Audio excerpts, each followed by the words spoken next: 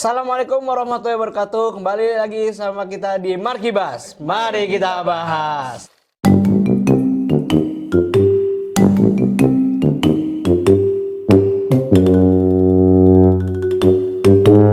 Apa bahasa bedil? Kita hari ini bahas apa guys? Nah, hari ini kita akan bahas tentang polemik RUU penyiaran ancaman bagi kebebasan pers di Indonesia. Ini sangat happening banget hari ini ya. Dari kemarin-kemarin kan. Soalnya gimana ya? Kayaknya buat RUU penyiaran yang akan direvisi nantinya kayaknya bikin orang kayak ada yang satu ada yang dak-dikduk, ada yang satu ada yang setuju, dibilang yang nggak setuju kan. Berarti bikin itu termasuk pro and kontra. Nah itu dia. Kalau emang tiba-tiba ada problematisasi di Indonesia, di negara ini, mungkin ada satu pihak yang bisa menutupi kesalahan itu dan satu lagi bisa membentengi lah. Soalnya ketahuan banget kan dari sini kan. Kayak larangan ini dipandang sebagai upaya membungkam pers investigatif yang seringkali mengungkap berbagai kasus korupsi dan pelanggaran hukum lainnya. Tuh, jadi kayak ya ngerti lah ya kalau Wartawan tuh jadi nggak bebas lagi. Nah, wartawan makanya kan di sini ada polemik kan, bener-bener kayak problematik banget lah tentang revisi inilah. Menurut Pak Sultan bagaimana nih tentang ini? Iya Mas Sultan. Dari Dewan Pers juga ada kritik, sama ada lembaga juga Iya. yang menyatakan bahwa RUU ini bisa membawa jurnalisme Indonesia kembali ke masa kegelapan. Nah, Mereka menyoroti bahwa kebebasan pers ini adalah pilar utama demokrasi yang harus dilindungi Benar. dari segala bentuk sensor dan pembatasan yang tidak berdasar. benar banget. Soalnya kan jadi kayak gimana ya? Ya bisa ada kata Sultan jadi wartawan gitu kan. Mewawancarai salah satu oknum yang melakukan korupsi. Masa nggak boleh gitu kan? Nah, itu kan jadi ada yang bilang setuju nih kalau direvisi gitu kan. Ya setuju karena apa? Mungkin ketika dia bisa ngelakuin sesuatu beritanya bisa ditutupin atau gimana gitu kan. Setuju itu biasanya ada kaitannya. Ada kaitannya biasanya. Gitu. Gimana buat M-Codes nih buat ini nih?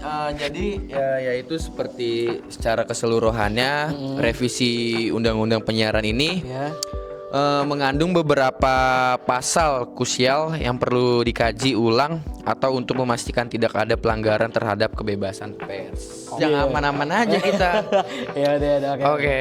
Lanjut Mas Tio, langsung aja Tio. Kalau menurut gue sendiri ya, gue di kontra kayaknya nih. Karena ya nggak usah ada pembatasan gitulah. Maksudnya biarkanlah masyarakat yang mengontrol. Iya. Tapi tentu kita harus mendengar beberapa baik positif dan negatifnya dan hasil investigasinya itu sih. Oh. Ini Mas Riki belum ya? Lupa. Iya, Mas Riki belum ya? Komentar nih. Dia biasanya jago nih. Iya, gimana Mas Riki komentarnya Mas Riki? Pro juga kontra juga. Iya. Iya udah tuh. Pro tengah-tengah ya? Iya. Gimana ya? Yang saya simak ya. Iya, Simak. simak. Komentarnya Mas Riki. Dalam pasal-pasal kontroversial Ya. pasal 42 ayat 2 Wes. itu kan menjelaskan pasal ini menyatakan bahwa penyelesaian sengketa jurnalistik akan diurus oleh Komisi Penyiaran Indonesia, yaitu KPI ya. Iya. KPI benar. Ini bertentangan dengan UU No 40 tahun 1999 ya kan?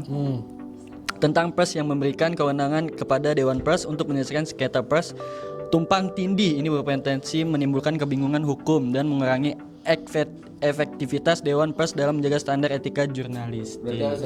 Harus efektif benar, harus efektif. Jadi harus jelas. Gimana pendapat kalian tentang hasil revisi UU penyiaran buat TikToker dan YouTuber kini wajib verifikasi konten ke KPI? Iya, gimana tuh? Tentangannya maksudnya Ya. dari Mas Riki dulu. Iya. Jadi kalau kita mau buat video ini itu harus ngasih ke KPI dulu nih. Iya. Jadi itu tuh harus mungkin di ACC dulu. Iya, mungkin di ACC Baru dulu. upload. Jadi nggak bisa kita bikin langsung upload langsung udah nggak bisa lagi nantinya kalau emang terjadi. Tuh. Itu gimana? Coba penjelasan Mas Riki. Yuk, langsung. Sangat sulit ya, maksudnya ribet gitu ya. Maksudnya ini kan tentang revisi ya. Ya. Di revisi itu maksudnya tuh harus dicarilah gitu mana yang paling gampang gitu. Maksudnya kan ini ribet, jadi kita harus buat konten terus harus diolah lagi, harus dikonfirmasi lagi ke Kemana? Mika jauh Oh, Mika bener. jauh banget. Iya, Mika jauh bener. Apa saya? Iya. Ya harus di ini lagi kan, harus dikonfirmasi ke mana? Kemana tuh? Ke mana? KPI. KPI. Ya, menurut saya sih itu agak ribet ya. Oh, Maksudnya agak harus ribet. dicari jalan tengahnya biar mudah gitu. Maksudnya tuh keseluruhan tuh biar gampang lah gitu. Ya. Gimana baiknya dikonfirmasi di pertengahannya itu bisa menjadi tidak lebih sulit lagi untuk melakukan hal itu. Seperti itu aja sih. Seperti itu. Lanjut. Oke, Om Sultan. Iya. Ya kalau menurut gue sih ribetnya itu apa ya? Kita kan harus ngasih ke mereka nih tentang video yang kita buat gitu. Iya, Itu tuh misalkan kita buatnya minggu ini, tayangnya tuh bisa minggu kapan gitu. Karena kan yang bikin video kan bukan kita doang ngantri sama. Iya. Ya jadi menurut gue sih itu ya gimana cara ceknya. Ya gimana cara ngeceknya video kita udah di Video kita. Iya.